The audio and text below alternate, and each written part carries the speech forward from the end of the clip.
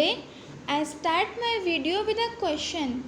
What if someone asks you to print your name 10 times or 5 times? क्या होगा अगर कोई आपसे ये कहता है कि आपको अपना नाम प्रिंट करना है या कोई स्टेटमेंट प्रिंट करनी है 10 टाइम्स या फिर 5 टाइम्स?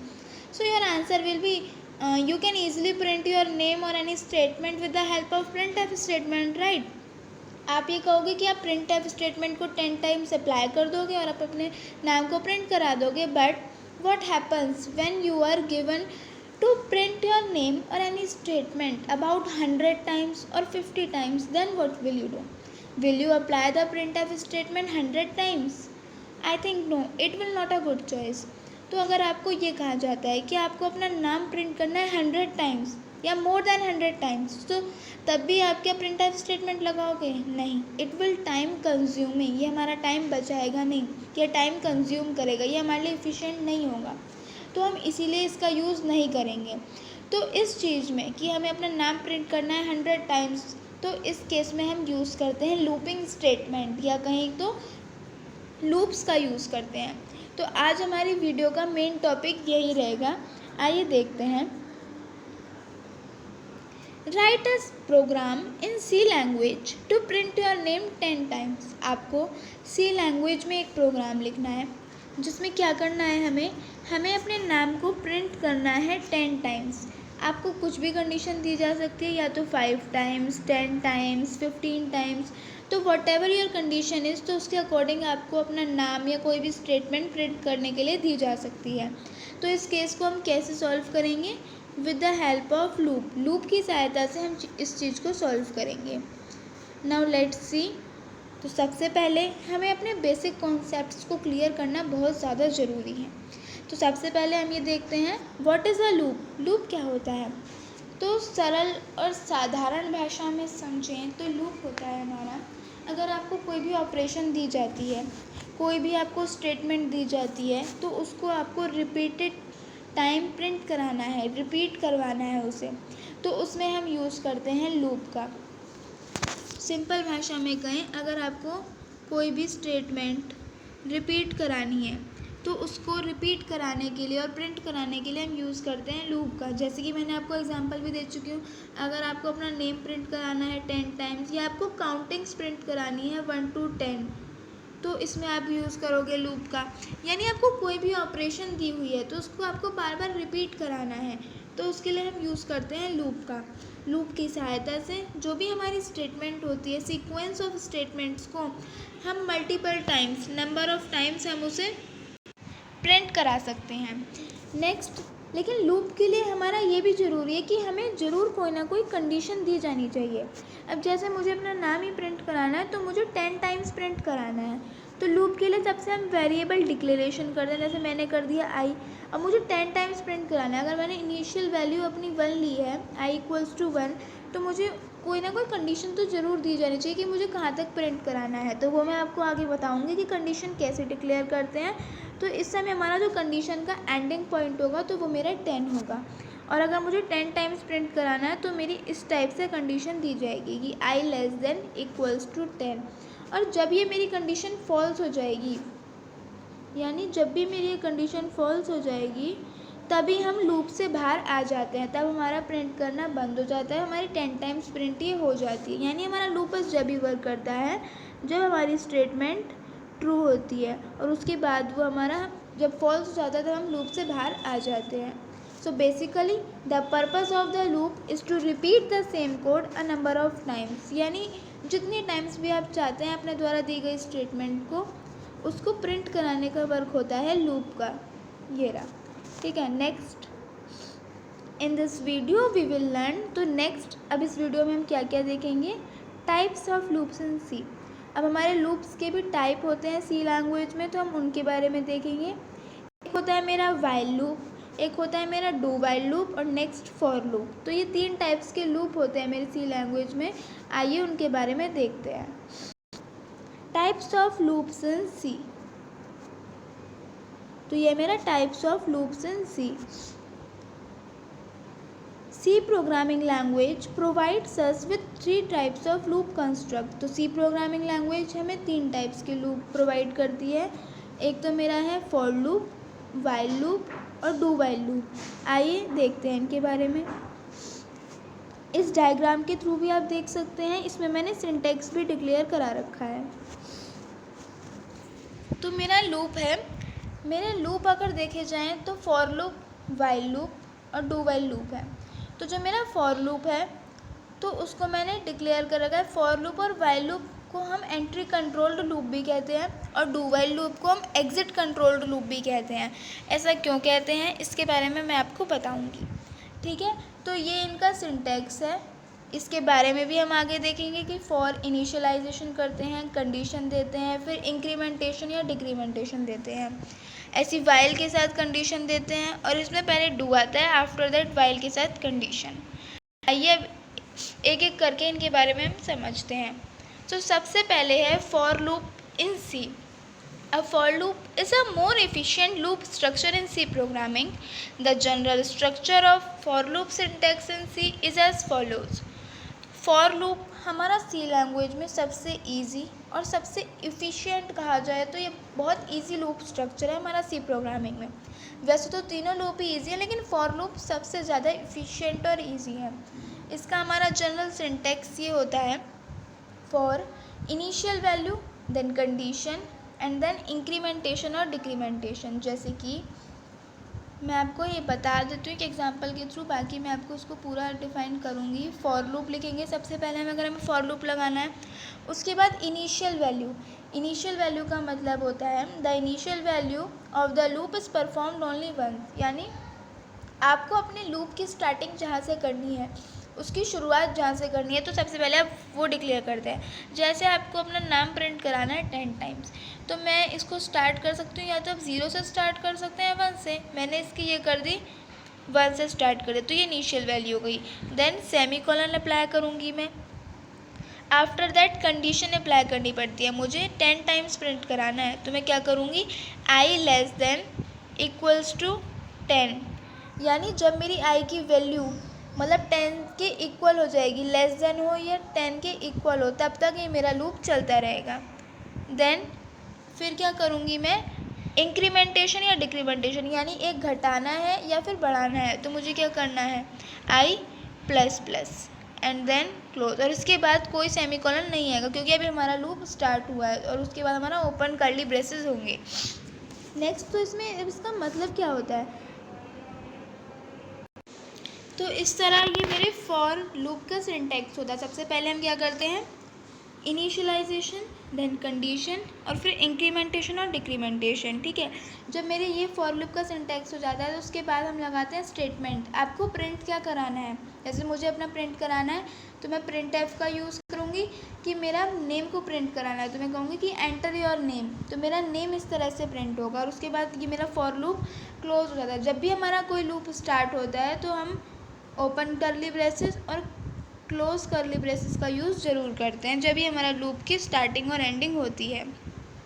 नेक्स्ट, इनिशियल वैल्यू तो हमें बताती है कि हमारी स्टार्टिंग पोजीशन क्या है, और हमारा जो कंडीशन होती है, कंडीशन क्या बताती है कि हमारे लूप की एंडिंग कहाँ पर होगी। जैसे मुझे अपना नाम प्रिंट करना है 10 टाइम्स, तो मेरा कहाँ तक मेरा लूप प्रोसीड करेगा, 10 टाइम्स हमारा लूप जो है तो चलेगा। तो ये बताता है, हमारा लिमिट बताता है लूप की कि मेरा लूप कहाँ तक चलेगा।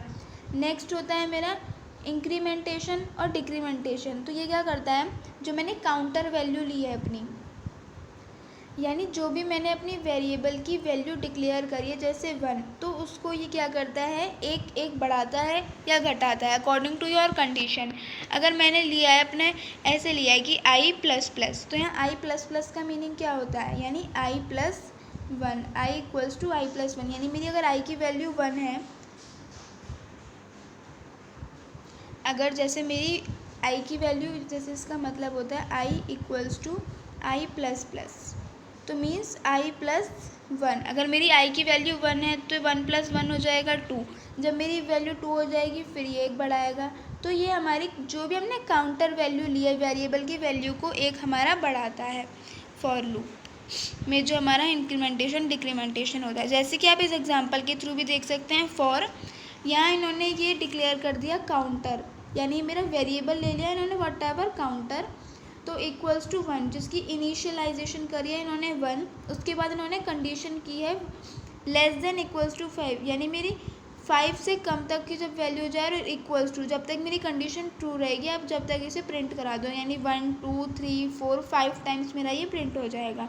और काउंटर प्लस प्लस, यानी मेरी जो वैल्यू लिया काउंटर की 1, तो वो मेरी 5 टाइम्स वो इंक्रीज़ होगी, 1 + 1 1 + 1 इस टाइप से, तो 2 हो जाएगी, फिर 2 + 1 इस टाइप से। नाउ मैं एक बार इसको आपको समझा देती हूँ अच्छी तरह से। जैसे मुझे फॉर लूप ही इम्प्लीमेंट करना है, तो सबसे पहले हम क्या करते हैं, फॉर लूप, तो उसके बाद मुझे क्या करनी पड़ती है, इनिशियलाइजेशन। जैसे मैंने ले लिया i = 0, then i less than equals to, मुझे 5 टाइम्स ही प्रिंट करानी है, देन सेमीकोलन और i प्लस प्लस। ये हो गया मेरा फॉर लूप। इसके बाद मेरा ओपन लगते हैं कर्ली ब्रेसेस। नेक्स्ट मैं लगाती हूँ अपनी प्रिंटफ स्टेटमेंट।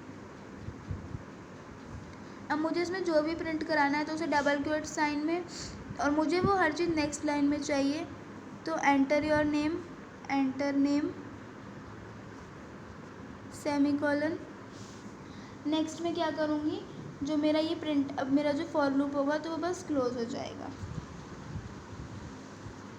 ना। उसका मीनिंग क्या है, अब मुझे अपना नेम को प्रिंट कराना है 5 टाइम्स, तो उसमें मैंने इनिशियल वैल्यू डिक्लेयर कर दी है 1। अब जो मेरी इनिशियल वैल्यू मैंने 1 डिक्लेयर कर दी, तो मेरा जब आई मेरा 1 होगा तो प्रिंट एफ स्टेटमेंट पर जाएगा, तो एक बार मेरी ये प्रिंट हो गया, मेरा नाम एक बार प्रिंट हो गया। नेक्स्ट अब मेरा आई एक बढ़ जाएगा, यानी मेरा आई हो गया अब 2, ठीक है। अब मेरा आई 2 हो गया, अब ये कंडीशन को चेक करेगा। अब मेरा 2 जो है तो वो तो अभी 5 से छोटा है, तो यानी मेरी कंडीशन ट्रू है, तो मेरा नेम ये फिर से प्रिंट हो जाएगा 2 टाइम्स, ठीक, मेरा नाम 2 बार प्रिंट हो जाएगा। अब मेरा आई की वैल्यू फिर से एक बढ़ी, यानी 2 + 1, तो मेरी ये 3 हो गई। अब मेरा 3 तो अब भी 5 से छोटा है, तो अब मेरा क्या हो जाएगा, एक और बार मेरी स्टेटमेंट प्रिंट हो जाएगी, 3 बार मेरी स्टेटमेंट प्रिंट हो गई। नेक्स्ट अब मैं क्या करूँगी, अब मेरी आई की वैल्यू मेरी 3 बार प्रिंट हो चुकी है, तो अब मेरी 3 + 1 हो जाएगी 4। अब मेरा 4 अब भी 5 से छोटा है, तो मेरी स्टेटमेंट प्रिंट हो जाएगी 4 टाइम, ठीक। अब मेरा फिर 4 में एक प्लस होगा तो 5 हो गया, 5 और 5 इक्वल है, तो अब भी मेरी ये कंडीशन ट्रू है, तब फिर से मेरी ये स्टेटमेंट प्रिंट हो जाएगी। नेक्स्ट अब मेरी एक और बार फिर से इंक्रीमेंट होगी कि 5 + 1, अब क्या हो गया 6। अब कंडीशन चेक होगी, तो यहाँ हो गया मेरा 6, लेकिन 6 क्या हमारा 5 से छोटा है, ये 5 के इक्वल है मेरा 6 नहीं। अब मेरी कंडीशन फॉल्स हो गई, तो अब मेरी कंडीशन क्या हो गई, तो अब मेरी कंडीशन फॉल्स हो गई थी, तो मेरा 5 टाइम्स तो वो प्रिंट हो ही गया, 1 2 3 4 5, तो बस जो मुझे चाहिए था वो मुझे ऑब्टेन हो चुका है। तो इस तरह से हम अपने लूप को एग्जीक्यूट करते हैं, यानी हम अपनी इनिशियलाइजेशन देते हैं और कंडीशन देते हैं, और कंडीशन जब हमारी फॉल्स हो जाती है तब हम लूप से बाहर आ जाते हैं, और जितने टाइम से हमें चाहिए होता है तो वो हमारा प्रिंट हो जाता है। इसी का यूज़ करके आज हम अपने प्रोग्राम को प्रिंट करेंगे। Now while loop in C. While loop क्या होता है, तो वाइल लूप भी एक बहुत स्ट्रेट फॉरवर्ड लूपिंग स्ट्रक्चर है मेरा सी प्रोग्रामिंग में, बस इन सब के सिंटेक्स में डिफरेंस है, बाकी फंक्शन लगभग सेम ही है। नाउ वाइल लूप का सिंटेक्स मेरा ये होता है, जैसे आप उसमें फॉर लूप में आप इनिशियलाइजेशन, कंडीशन और अपनी इंक्रीमेंटेशन डिक्रीमेंटेशन एक साथ देते थे, लेकिन वाइल लूप में क्या होता है, आप वाइल लूप के साथ सिर्फ और सिर्फ कंडीशन देते हैं कि आपकी कंडीशन क्या है। जैसे कि आपको उसमें प्रिंट करना था कि आई मुझे प्रिंट करना है 5 टाइम्स, तो आई लेस देन और इक्वल्स टू 5, तो वाइल के साथ कंडीशन आएगी, और मेरी जो इनिशियलाइजेशन होगी तो वो मेरी पहले ही हो जाएगी कि आई इक्वल्स टू कितना है मेरा, 1 है या 0 है, जो भी आपको लेना चाहें, और उसके बाद मेरा सेमीकोलन, फिर मेरी वाइल की कंडीशन आएगी, और फिर मेरा open curly braces, then statement printf वाली। बस यही अंतर है कि इसमें मेरा जो वेरिएबल की डिक्लेरेशन मेरी पहली हो जाती है इनिशियलाइजेशन, और उसके बाद मेरी आती है कंडीशन, और स्टेटमेंट में एक तो प्रिंटफ स्टेटमेंट आ जाएगी, और उसके बाद आएगी हमारी इंक्रीमेंटेशन या डिक्रीमेंटेशन कि आपको आई प्लस प्लस लगाना है या फिर आई माइनस माइनस लगाना है, it's up to you, right. ये होता है बस मेरा वाइल लूप में डिफरेंस। तो वाइल लूप को हम एंट्री कंट्रोल्ड लूप भी कहते हैं। ऐसा क्यों, क्योंकि वाइल लूप में भी और फॉर लूप में भी जो मेरी कंडीशन सबसे पहले एग्जीक्यूट होती है, मेरे कंडीशन सबसे पहले चेक होती है। तो जब मेरी कंडीशन चेक होती है, मान लो अगर मैं आई की वैल्यू दे देती हूँ 2 और मैं इसको ऐसे करके दे देती हूँ कि मेरी जो आई की वैल्यू है तो वो मेरी ग्रेटर देन 3 है। अब क्या वो मेरी ग्रेटर देन 3 है, यानी 2 जो है मेरी वो ग्रेटर देन 3 है? नहीं, तो ये तो कंडीशन मेरी यहीं फॉल्स हो गई। तो ये मेरा जो है लूप जो है तो वो हमारी बॉडी के अंदर जाएगा ही नहीं। कंडीशन जब मेरी पहले ही गलत हो गई तो वो बॉडी के अंदर तो जाएगा ही नहीं। तो इसका मीन्स ये है, तो जो हमारा वाइल लूप होता है तो उसमें सबसे पहले कंडीशन इवैल्यूएट की जाती है बॉडी को प्रोसेस करने से पहले, यानी प्रिंट एफ स्टेटमेंट को देखने से पहले हमारी कंडीशन को चेक किया जाता है। अगर मेरी कंडीशन पहली बार में ही फॉल्स निकल आई तो वो लूप के अंदर जाएगा ही नहीं, हमारी बॉडी के अंदर जाएगा ही नहीं और हमारी कंडीशन फॉल्स हो जाएगी, कुछ भी आउटपुट आएगा ही नहीं। तो सिर्फ हमारी जब कंडीशन ट्रू होती है जब ही हमारा लूप एग्जीक्यूट होता है, अदरवाइज़ नहीं होता। और जब तक हमारा लूप सही रहता है, हमारी कंडीशन सही रहती है तो वो कंडीशन पर आता रहता है, चेक करता है, प्रिंट कराता रहता है। और जैसे ही मेरी कंडीशन फॉल्स हो जाती है तब हम लूप से बाहर आ जाते हैं। नेक्स्ट है मेरा do while loop. A do while loop in C similar to the while loop except that the condition is always executed after the body of a loop. It is also called an exit control loop. देखते हैं एक बार इसके बारे में। while loop और do while loop ये दोनों भी बहुत ईजी हैं, बस इसमें फ़र्क क्या है कि while loop में हमारी कंडीशन पहले डिक्लेयर कर दी जाती है, लेकिन डू वाइल लूप में हमारी जो कंडीशन होती है तो वो सबसे बाद में डिक्लेयर करी जाती है। मैंने वाइल लूप में बताया था कि हमारी जो है कंडीशन तो पहले इवैल्यूएट होगी, कंडीशन पहले चेक करेगा, है ना। फर्स्टली हमारी कंडीशन चेक होगी, देन मेरी बॉडी पर जाएगा लूप की। लेकिन डू वाइल लूप में क्या होता है मेरा, इसमें सबसे पहले हमारी जो कंडीशन होती है ना तो वो यहाँ एक्सप्रेस की जाती है वाइल और उसके साथ में कंडीशन, तो हमारी लूप में तो हमारा एंटर हो जाता है, तो एक ना एक बार हमारी बॉडी ऑफ अ लूप में तो जाना ही पड़ता है और उसके बाद हमारी कंडीशन इवैल्यूएट होती है। बस यही है इसका फ़र्क।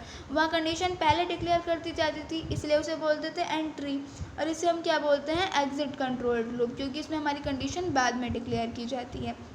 तो इसका सिंटेक्स वही सिंपल है बहुत। डू लगाते हैं इसमें हम सबसे पहले। अब यहाँ से हमारा लूप स्टार्ट हो गया, ओपन कर्ली ब्रेसेस, स्टेटमेंट लगाएंगे इसमें हम। तो स्टेटमेंट कौन सी, स्टेटमेंट में प्रिंट एफ स्टेटमेंट आ जाएगी एक तो, यानी आपको जो भी प्रिंट कराना है ना। और उसके बाद मेरी आ जाएगी इंक्रीमेंटेशन या डिक्रीमेंटेशन, आपको जो भी कराना है वो, और इसमें मेरी आएगी कंडीशन। तो इस तरह से हमारा ये डू वाइल लूप वर्क करता है, यानी इसमें लिख भी रहा है, आप इसे पढ़ सकते हो। In the do while loop the body of a loop is always executed at least one, यानी उसमें तो अगर हमारी कंडीशन ट्रू होगी वाइल लूप में तभी हमारी बॉडी ऑफ लूप एग्जीक्यूट होगी। लेकिन इसमें क्योंकि हम कंडीशन बाद में डिक्लेयर करते हैं तो इसमें हमारी बॉडी ऑफ अ लूप एक ना एक बार तो ज़रूर ही एग्जीक्यूट होगी। और अगर हमारी बाद में कंडीशन ट्रू हो जाती है तब हमारा लूप आगे आगे चलता रहता है, और अगर हमारी कंडीशन फॉल्स हो जाती है तो हम लूप से बाहर ही आ जाते हैं। तो difference between while and do while loop आप एक बार समझ लीजिए इस पिक्चर के थ्रू।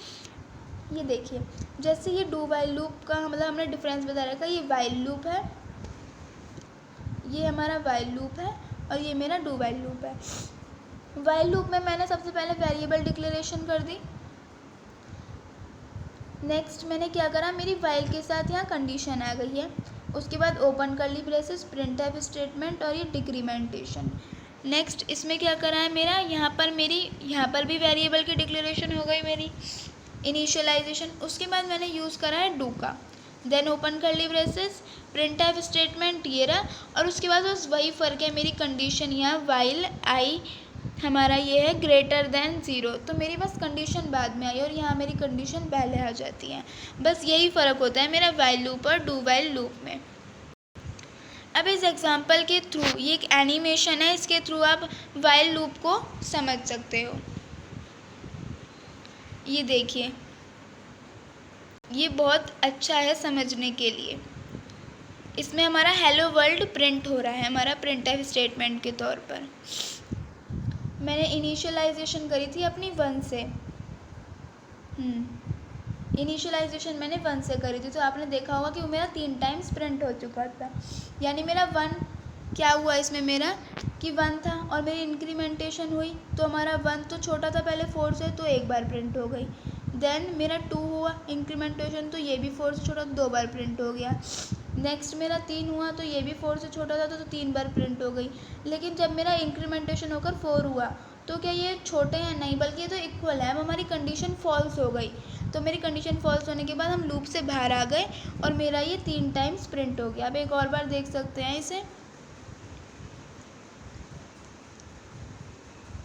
2 इज़ लेस देन, तो मेरा 2 बार प्रिंट हो गया। अब इंक्रीमेंट हुआ मेरा 3 बन गया। अब 3 इज़ लेस देन 4, तो मेरा फिर से प्रिंट हो गया।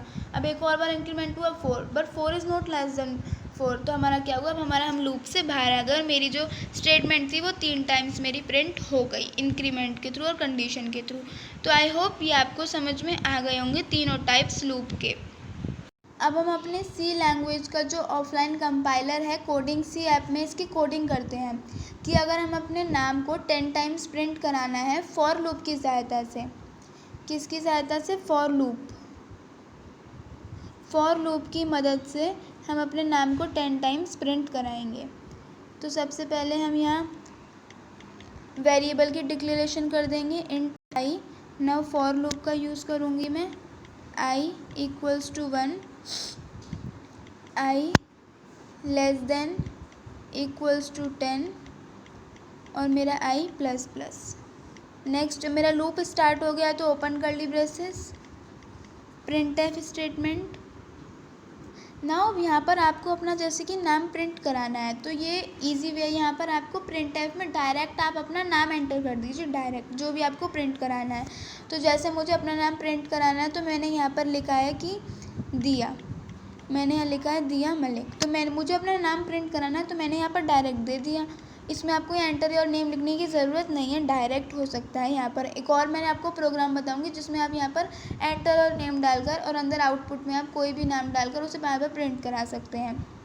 अब प्रिंटफ स्टेटमेंट को मैं क्लोज कर दूँगी, सॉरी लूप को। Next get ch। अब ये फंक्शन मेरा क्लोज और उसके बाद क्लोज कर्ली ब्रेसेस। अब एक बार मैं चेक कर लेती हूँ। नाउ ये मेरा बिल्कुल ठीक है और उसके बाद मैं क्या करती हूँ, इसे करती हूँ रन। आप ये देख सकते हैं मेरा आउटपुट आ चुका है। तो मेरा जो नाम है तो वो 10 टाइम्स प्रिंट हो गया है, दिया मलिक। ऐसे आप देख सकते हैं कि मेरा नेम मेरे प्रोग्राम के बाद 10 टाइम्स प्रिंट हो गया है। इट मीन्स मेरा प्रोग्राम बिल्कुल ठीक था। अब देखते हैं कि हम कैसे प्रोग्राम लिखते हैं। अगर हमें फॉर लूप में हम यहाँ एंटर योर नेम एंटर कराएंगे प्रिंटफ में। तो सबसे पहले तो इंट मैं यहाँ यूज़ कर लेती हूँ लूप के लिए आई का। नेक्स्ट कैर नेम 20, मैं आपको इन सब के बारे में बताऊँगी। नेक्स्ट प्रिंटफ और ये सेमी कॉलन। नेक्स्ट मैं यूज़ करती हूँ एस्केप सीक्वेंस का और enter your name and then semicolon. उसके बाद मैं यूज़ करूँगी गेट्स का नेम और फिर सेमी कॉलन। अब मैं अपना फॉर लूप लगाऊंगी। I equals to 1, i less than equals to 10 और आई प्लस प्लस। और इसके बाद मेरा कोई भी सेमी कॉलन नहीं आएगा। नाउ मेरा लूप स्टार्ट हो गया, ओपन कर्ली ब्रेसेस। नेक्स्ट मुझे प्रिंट कराना है पुट्स और नेम और सेमी कॉलन। नाउ मैं बंद कर दूंगी अपने फॉर लूप को। उसके बाद गेट ch फंक्शन और उसके बाद क्लोज कर्ली ब्रेसेस। अब आइए इसे समझते हैं कि हमने इसमें करा क्या है। यहाँ मैंने इंट आई एक वेरिएबल डिक्लेयर करा है जिसका यूज़ करा है मैंने लूप के लिए। मैं इसमें लूप का यूज़ करूँगी तो उसके लिए मैंने यूज़ करा है इंट आई लूप के लिए। नेक्स्ट है मेरा कैर नेम 20। तो यहाँ पर जो मेरा नेम होगा ऑब्वियसली वो करेक्टर में होगा, एक स्ट्रिंग में होगा। मेरा जो नेम है वो ग्रुप ऑफ करेक्टर होगा, सेट ऑफ करेक्टर होगा। तो उसके लिए मुझे क्या डेटा टाइप यूज़ करना पड़ेगा? नेम जब मेरा एंटर होगा कैर। कैर क्या है? मेरा एक डेटा टाइप है। मेरा डेटा टाइप है कैर और नेम। सबसे पहले मैंने क्या करा? डेटा टाइप वेरिएबल नेम और ये है मेरा साइज़ 20। तो इसका आप अपनी मर्ज़ी के अनुसार कुछ भी ले सकते हैं। क्योंकि मेरा नेम क्या है, करेक्टर है, तो इसीलिए मुझे यहाँ पर कैर डेटा टाइप का यूज़ करना पड़ा। नेक्स्ट printf, यानी मैं अब डेवलपर हूँ, मैं यूज़र से कहूँगी कि आप नेम एंटर कराइए, तो मुझे और जो अपना नेम है जो मेरा 10 टाइम्स प्रिंट होगा तो वो हर बार अलग अलग लाइन में चाहिए, तो इसलिए मैंने यहाँ एस्केप सीक्वेंस \n का यूज़ किया है। नेक्स्ट, अब ये सवाल उठता है कि हमने गेट्स का और हमने ये पुट्स का यूज़ क्यों किया है। तो गेट्स और पुट्स का फंक्शन मेरा बिल्कुल, गेट्स का फंक्शन मेरा स्कैनफ और पुट्स का फंक्शन मेरा प्रिंटफ की तरह है।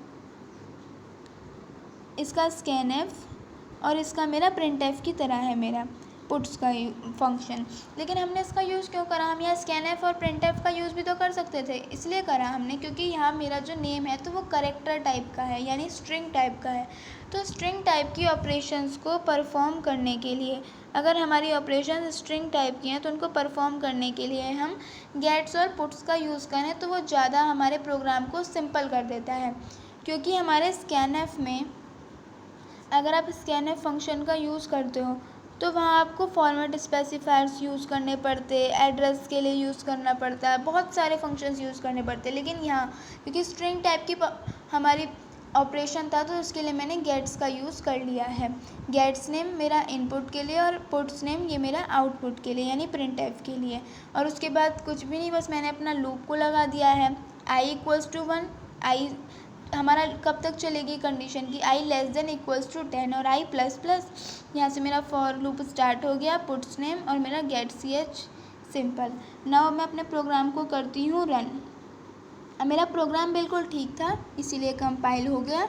मैं एंटर करती हूँ, एंटर योर नेम, मैं नेम एंटर करती हूँ जैसे कि माही, मैंने नेम एंटर करा कुछ भी। अब मैं इसे क्या करती हूँ, प्रिंट करना चाहती हूँ। अब मेरा जो नेम है वो 10 टाइम्स प्रिंट हो चुका है। इट मीन्स मेरा आउटपुट बिल्कुल ठीक आया, मेरे प्रोग्राम में कोई एरर नहीं थी, राइट। नेक्स्ट, अब मैं प्रोग्राम लिखूँगी वाइल लूप की मदद से। मैं आपको तीनों की मदद से प्रोग्राम लिखना बताऊँगी। फॉर लूप के थ्रू तो बता दिया, अब मैं करती हूँ वाइल लूप के थ्रू। बस आपको सिंटैक्स याद रखना है, बाकी सब तो बिल्कुल सेम ही है। तो सबसे पहले तो मुझे यहाँ पर वेरिएबल डिक्लेरेशन करनी पड़ेगी, इंट i=1। नेक्स्ट, अब मेरी वाइल की कंडीशन आती है, तो इसमें मेरा जो i है <10। Next, open curly braces, printf और \n और मैंने यहाँ लिख दिया। नाउ अब मेरा आएगा i++,